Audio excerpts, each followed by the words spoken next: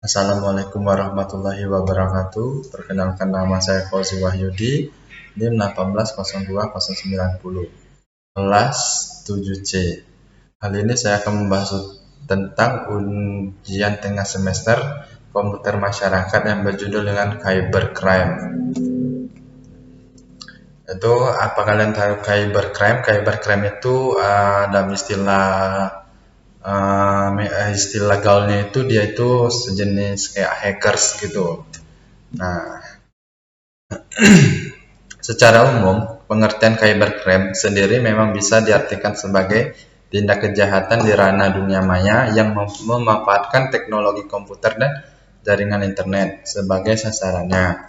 Jadi seperti apa yang telah disebutkan, tindakan cybercrime ini muncul seiring dengan kian gencarnya teknologi digital, komunikasi, dan informasi semakin tinggi.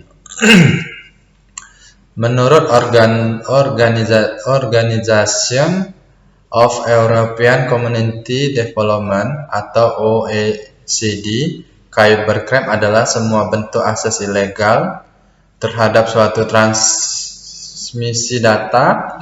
Itu artinya semua bentuk kegiatan yang tidak sah dalam suatu sistem komplain termasuk dalam satu tindak kejahatan. Terus motif pelaku kejahatan di dunia maya itu atau cybercrime itu pada umumnya terdapat dua kelompok, yaitu motif intelektual. Itu adalah kejahatan yang dilakukan hanya untuk kepuasan pribadi dan menunjukkan bahwa dirinya telah mampu merekayasa dan mengimplementasi di bidang teknologi informasi.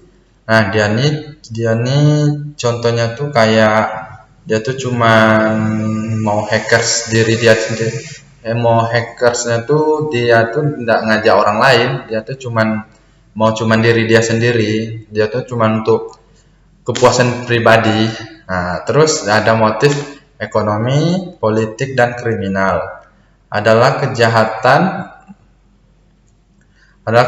yang dilakukan untuk keuntungan pribadi atau golongan tertentu berdampak pada kerugian secara ekonomi dan politik dan pihak lain. Nah, dia tuh contohnya tuh dilakukan oleh sebuah korporasi. Korporasi itu kayak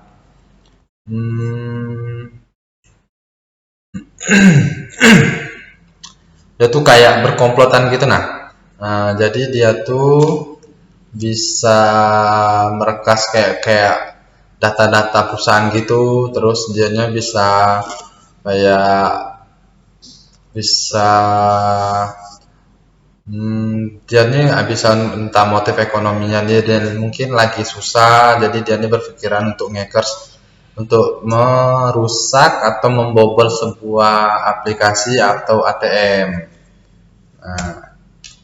Terus faktor-faktor utama yang menyebabkan timbulnya cybercrime atau hackers.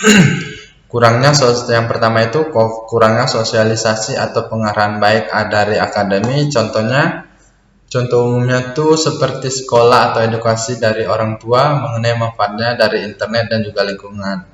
Nah, jadi kalau kita tuh kurang sosialisasi, bergaul, terus kita tuh cuman berhadapannya tuh cuman sama komputer terus kan, otomatis kan pikiran kita tuh kan bakalan nggak bakalan mau menambah wawasan yang di luar kan. Nah, jadi kita tuh maunya cuman tentang komputer tuh aja terus internetnya tuh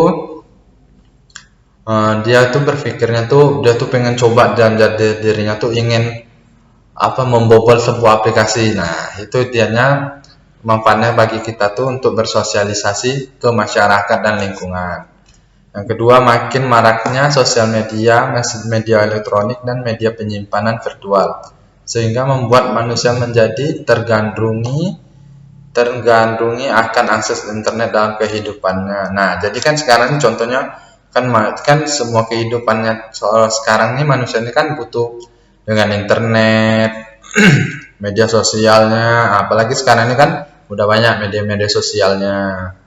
Nah, itu kan bakalan udah menjadi kehidupan ini kan, udah menjadi suatu kebutuhan khusus kan dalam kehidupannya. Nah, yang ketiga itu gaya hidup. Nah, gaya hidup ini bisa menjadi salah satu penyebabnya timbulnya cybercrime atau hackers ini. Karena ya misalnya contohnya dia itu gaya diri hidup dia tuh tinggi, mau mewah aja terus ketika nggak ada uang ingin beli sesuatu, dia ini berpikir kayak mana kita nih bisa dapatin uang tapi dengan cara yang tidak bagus, yaitu membobol atau meretas sesuatu ya, kayaknya rekening seseorang terus dipindahin ke rekening dia saldonya. Terus adanya keinginan pengakuan dari orang lain. Nah, ini pengakuan dari orang lain ini maksudnya dia tuh bisa hebat dalam hackers atau pembobolan. Jadi dia ini cuma ingin diakuin kalau dia tuh memang bisa benar-benar ingin membobol gitu. Terus sekian majunya teknologi dan mudahnya mengakses jaringan internet anytime, anywhere tanpa ada batas waktu. Nah, sekarang ini kan kita kan kalau mengakses internet kan bisa kapan aja, ada waktunya. Nah, itulah yang membuat bisa munculnya jiwa-jiwa ingin cybercrime atau ingin meretas sesuatu.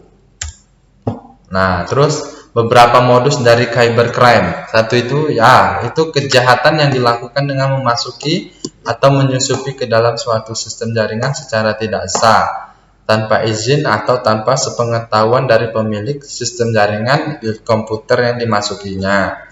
Nah, jadi kita tidak boleh tanpa seizin seseorang kita tuh memasuki data penting atau data-data yang bersifat pribadi lah untuk orang tuh. Terus illegal context itu merupakan kejahatan yang memasukkan data atau informasi ke internet tentang sesuatu hal yang tidak benar, tidak etis dan dapat dianggap melanggar hukum atau mengganggu ketertiban umum. Sebagai contohnya itu adalah pemuatan suatu berita bohong atau fitnah yang akan dihancurkan martabat atau harga diri seseorang atau pihak orang lain. Hal-hal yang berhubungan dengan pornografi atau pemutaran suatu informasi yang merupakan rahasia negara itu tidak boleh. Itu dia tuh bersifat privasi. Terus akreditasi dan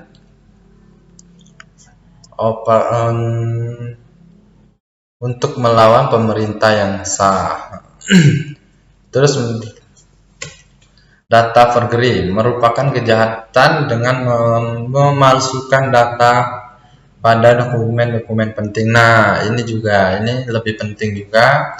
Dia tuh modusnya itu dia bisa memalsukan. Contohnya itu kayak data rekening, terus data-data yang penting, yang pribadi. Nah, makanya kalau kita ingin menyimpan data itu kita memang benar-benar harus hati-hati. Nah, sekianlah presentasi dari saya. Bila ada salah-salah kata, saya mohon maaf. Saya akhiri, wabillahi taufiq walhidayah. Waalaikumsalam warahmatullahi wabarakatuh.